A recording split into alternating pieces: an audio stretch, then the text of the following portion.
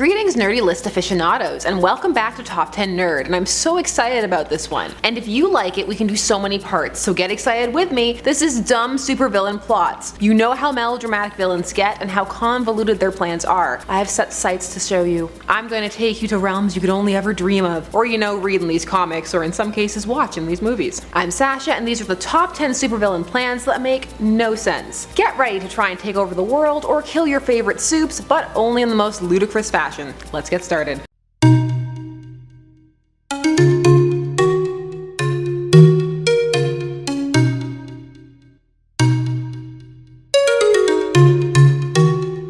Let's start off with some good old-fashioned propaganda, which 100% still happens. Don't let anyone try to convince you otherwise. It's just a bit more subtle, sometimes. Number 10. Nazis raise milk prices. This comes to us from 1942, so get ready, full steam propaganda ahead. All the heroes who were around at this time period were fighting Nazis, and Wonder Woman was no exception. But they still wanted there to be comic book plots, like this one from Sensation Comics number 7. In this tale, Diana notices that the price of milk is soaring, and she's on the case. She goes to speak to the head of International Milk Co., but he's dismissive.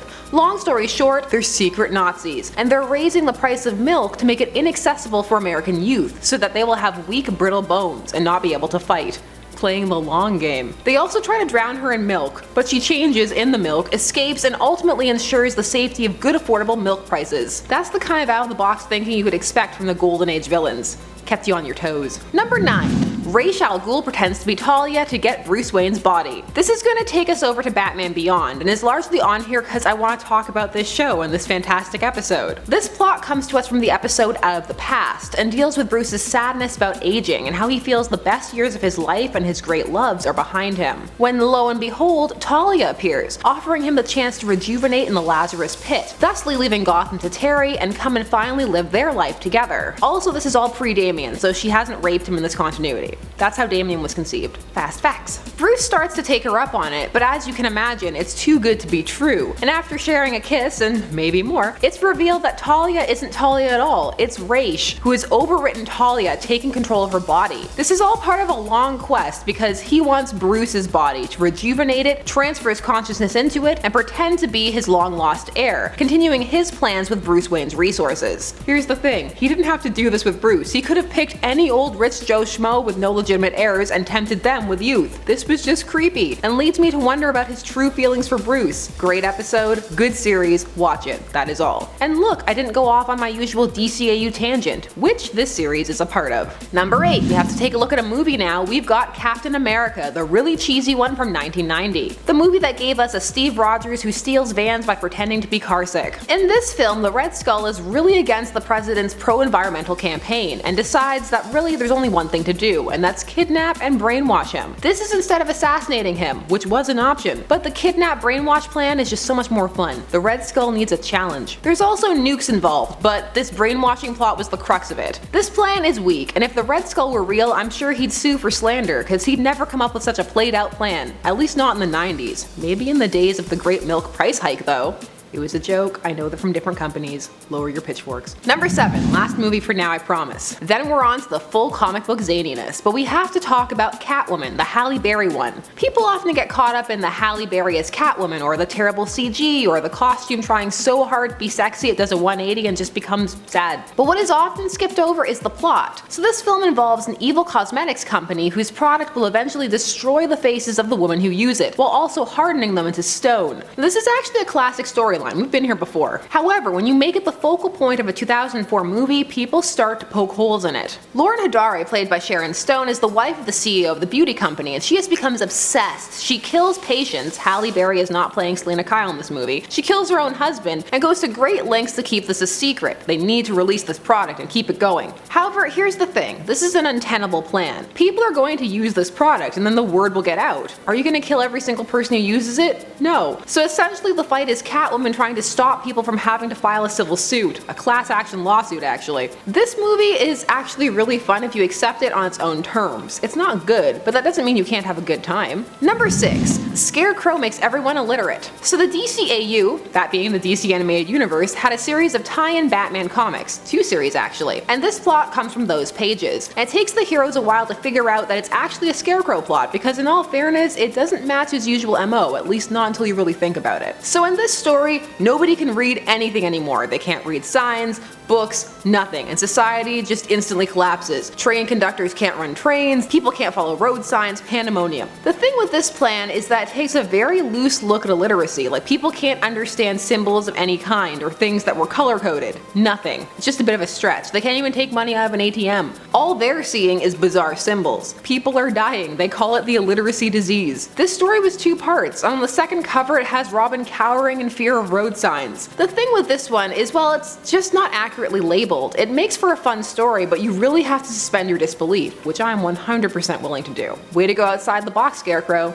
That's good thinking. Number 5. Identity Crisis. Identity Crisis is one of those stories that was really well received when it was released, but people now look back on it with a bit of a jaded eye. Identity Crisis was released from June to December of 2004, and was written by famed thriller novelist Brad Meltzer, who wanted to create a thriller in the superhero format. The ramifications it had on characters and some of the mischaracterizations are still discussed to this day. But paradoxically, it was very solidly written. It just really needs to be taken on its own in a bubble, which thanks to 2 universe-wide shifts since, one can now do. So the villainess of this tale was Jean Loring, the former wife of the Atom, Ray Palmer, who set about terrorizing the loved ones of heroes so that she and the Atom would get back together because he'd be concerned about her safety. The only thing is, right out the gate, she accidentally killed the elongated man's wife, and then it was just a case of escalation. Let me kill my friend so that my ex will get back with me. Or, you know, I could call him. This is why she ended up in Arkham, which was also a terrible idea. She knew identities, but Ray put her there anyway. Maybe they truly were meant to be. Number 4.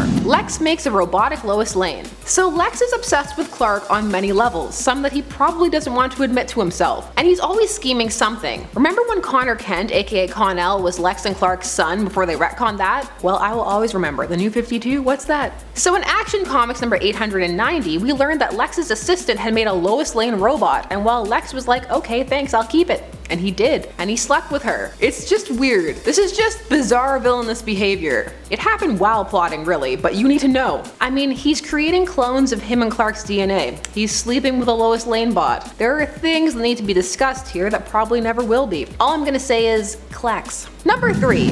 Dr. Doom vs. Office Supplies. This comic is from 2006, and its full title is Spider-Man and the Fantastic Four in Brain Drain, Teachers Count / Office Max Custom Comic number 1. This comic features Dr. Doom trying to drain the intelligence out of the children of the world. But really what this story is about is being sponsored by Office Max and featuring some actual teachers. This is a PSA comic, so a public service announcement. Its message is that teachers need to be paid more. How it delivers that message, well, is, yeah. Basically it's trying to talk about how they have to contend with real world issues like having to buy their own office supplies, but then goes, thankfully there's Office Max, so they're super affordable, hint hint. And also they take on ignorance, such as Dr. Doom's brain drain machine. This comic does have some stellar moments though, such as the teachers throwing office supplies at Doom, and also Reed being impressed by the Office Max supply store. He's actually like, wow, look at all these supplies, rubber bands and a ball. Reed is impressed by many things, but a ball of rubber bands? Okay, sure Jan.